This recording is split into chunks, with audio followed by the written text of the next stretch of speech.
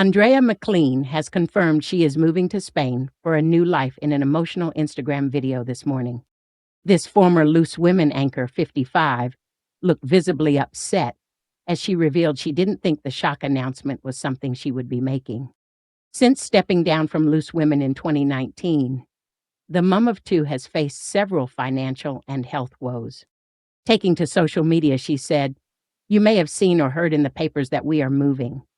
And yes, we are, before she points her camera to a room filled with boxes. I wasn't going to say anything just yet, but in a nutshell, a conversation I had with someone ended up in the papers.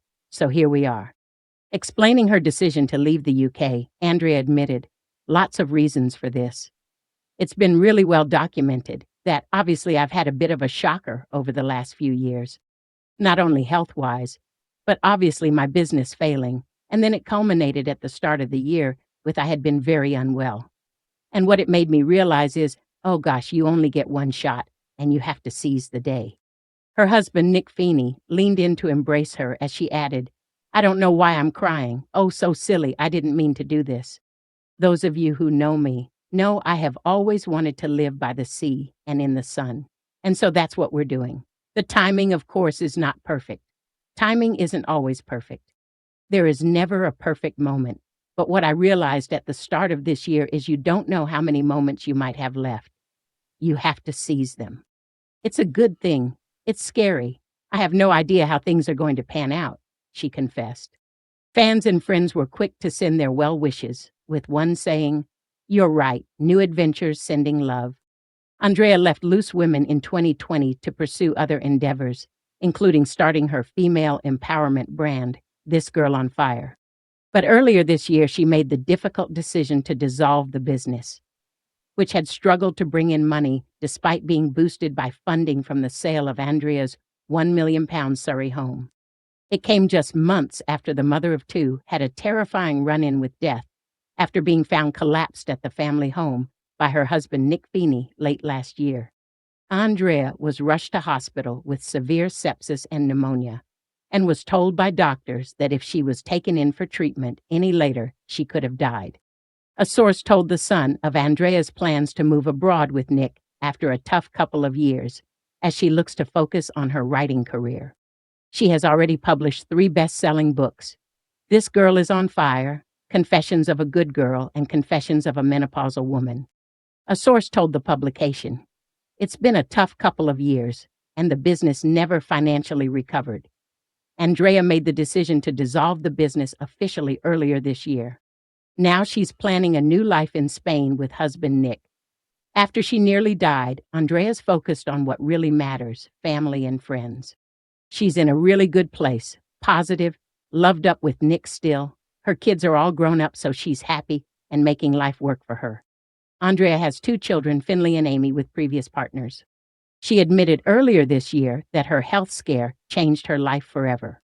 Andrea told The Mirror, "I didn't realize how severe my illness was at the time. But the doctors had told my husband Nick that had I not got to hospital when I did, had we waited another 24 hours to call for help, I may not be here now." She added, "What happened over the next few weeks changed my life forever."